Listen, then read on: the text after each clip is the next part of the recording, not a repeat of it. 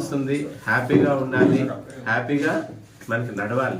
అంతేగాని ఎండ్ అయిపోతుంది, ఇయర్ అయిపోతుంది, కొత్త సంవత్సరం వస్తుందని చెప్పేసి పూర్తిగా విపరీతంగా మద్యం తాగడం, గోలగోలు చేయడం, ఆ దీంట్లోనేమో యాక్సిడెంట్లోని ప్రాణాలు కోల్పోవడం, లేదంటే కాళ్ళు చేతులు ఇరిగిపోవడం, ఇట్లాంటి ఇష్యూస్ అన్నీ కూడా జరుగుతున్నాయి.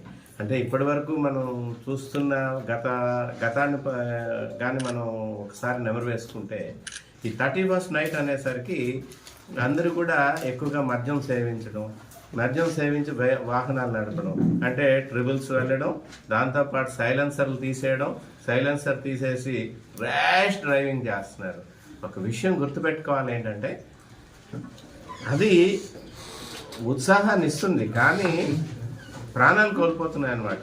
వాళ్ళ తల్లిదండ్రులకి, వాళ్ళ బంధువులు, మిత్రులకి ఎవరికి విషాదం చేకూర్చకుండా ఉండేటట్టు యూత్ అంతా కూడా మెలగాలని చెప్పేసి ప్రాపర్ ప్రికాషన్స్ తీసుకోవాలని చెప్పి, ఎంజాయ్మెంట్ అనేది ఓన్లీ తాగి బండి డ్రైవ్ చేస్తేనే ఎంజాయ్మెంట్ రాదు.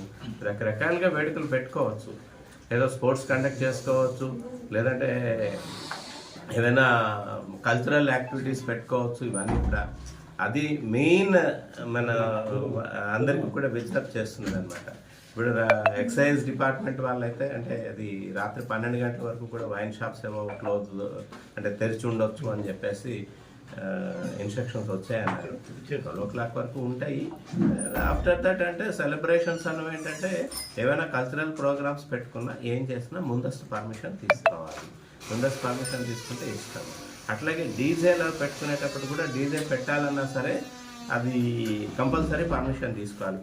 పోలీస్ పర్మిషన్ లేకుండా సౌండ్ సిస్టమ్స్ అవి కూడా ఉపయోగించకూడదు.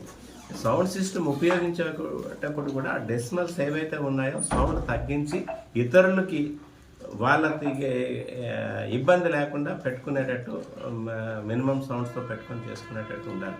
ఇప్పుడు ఏమైందంటే డీజే సౌండ్స్ అవి ఎక్కువ పెట్టేసరికి అవి ఒక్కొక్కసారి ప్రాణాలు కూడా కోల్పోయే పరిస్థితి ఉంటుందన్నమాట. కొంతమందికి హార్ట్ అటాక్ డెఫినెట్గా దీని మీద కాన్సన్ట్రేషన్ ఉంటుందండి. అలాగే వేరియస్ టీమ్స్ ఫామ్ చేసి ఎక్కడికక్కడ వెహికల్ చెకింగ్ చేయడం కూడా జరుగుతుంది. అంటే ఇంటెన్షన్ ఏంటంటే ఎవరిని ఇబ్బంది పెట్టాలని కాదండి, కాకుండా ఏంటంటే ఈ ర్యాష్ డ్రైవింగ్ని, ఈ డ్రంక్ అండ్ డ్రైవింగ్ని అది కంట్రోల్ చేయడానికి గాను మన నర్సీపట్నం టౌన్లో ఇన్స్పెక్టర్ గారు, ఎస్ఐఎస్ మొత్తం స్టాఫ్ అంతా కూడా ఎక్కడికక్కడ మనం టికెట్స్గా పెట్టుకొని వెహికల్ చెకింగ్ ఆర్గనైజ్ చేస్తూ డెఫినెట్గా డ్రంక్ అండ్ డ్రైవ్ దొరికిందంటే మటుకు కేసు అయితే మటుకు పెట్టడం జరుగుతుందంటే 10,000 రూపీస్ ఫైన్ కట్టాల్సి వస్తుంది. లేదు ఈవెన్ ఇంప్రిజన్మెంట్ కూడా ఉంది అనమాట. ఎయిదర్ ఆర్ ఉంది, లేదు 2 కూడా పెట్టవచ్చు. ఫైన్ వేయవచ్చు, ఇంప్రిజన్మెంట్ కూడా అయిపోవచ్చు. దీనిగా ఉంటుంది. కాబట్టి యువతకైతే మటుకు ముఖ్యంగా వాళ్ళకందరికీ కూడా ఎటువంటి మత్తు పదార్థాలు తీసుకొని వెహికల్స్ అవి నడపొద్దని చెప్పేసి మీ ద్వారా అందరికీ కూడా రిక్వెస్ట్ చేస్తున్నాం.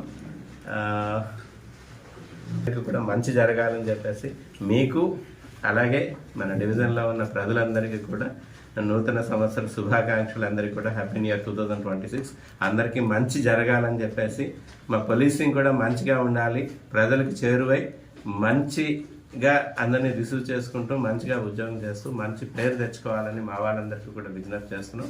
డెఫినెట్గా మా ఎస్పీ గారి సారథ్యంలో మా ఆఫీసర్స్ అంతా కూడా మంచిగా వర్క్ చేస్తారు. లాస్ట్ ఇయర్ కూడా చెప్పుకోవాలి అంటే చాలా వరకు మనం గాంజా సీజ్ చేయడంలో కానీ, కంట్రోల్ చేయడంలో కానీ, అలాగే ట్రాఫిక్ మీద కూడా అవేర్నెస్ ప్రోగ్రామ్స్ కండక్ట్ చేయడంలో కానీ, ప్రాపర్టీ ఆఫెన్సెస్ డిటెక్ట్ చేయడంలో కానీ, అట్లాగే క్రైమ్ రేట్ కూడా తగ్గించడంలో కానీ మనం అభివృద్ధిని సాధించామండి. మంచి ఇంపాక్టే ఉంది పోలీసింగ్లో నర్సీపట్నం టౌన్లో. ఓన్లీ మర్డర్స్ విషయాల దగ్గరకు వచ్చేసరికి అయితే ఒకే ఒక మర్డర్ రిపోర్ట్ అయింది మనకి. మిగతా ఇయర్స్తో కంపేర్ చేసుకుంటే మిగతా కేసెస్ కూడా బాడీలీ ఆఫెన్సెస్ అవనివ్వండి, యాక్సిడెంట్స్ అవనివ్వండి కూడా మిగతా లాస్ట్ ఇయర్తో కానీ కంపేర్ చేసుకుంటే సైబర్ క్రైమ్ ఒకటి పెరిగింది. ఒక ట్రాక్టర్ ఒకటి థెఫ్ట్ అయింది గొల్గొండ లిమిట్స్లో. ప్రాపర్టీని మనం ఇచ్చేయడం జరిగింది. ఇంకా మెయిన్ అక్యూజ్డ్ ఉన్నారు, మెయిన్ అక్యూజ్డ్ని పట్టుకోవాల్సి ఉంది. అది పట్టుకున్న తర్వాత ఐడెంటిఫైడ్, అక్యూజ్డ్ అయితే ఐడెంటిఫైడ్, బట్ వాళ్ళు సో మెనీ అఫెన్సెస్లో ఇన్వాల్వ్ అయి ఉన్నారని చెప్పేసి ఉంది. త్వరలో ప్రెస్ మీట్ కూడా పెడతాము. మీకు సహించేది లేదండి రౌడీల మీద అయితే మటుకు. టౌన్ సిఐ గారు వచ్చిన తర్వాత కూడా, టౌన్ సిఐ గారు కూడా, కఫూర్ గారు వచ్చిన తర్వాత సార్ కూడా ఇన్స్ట్రక్షన్స్ ఇవ్వడం అయినది. రౌడీజం మీద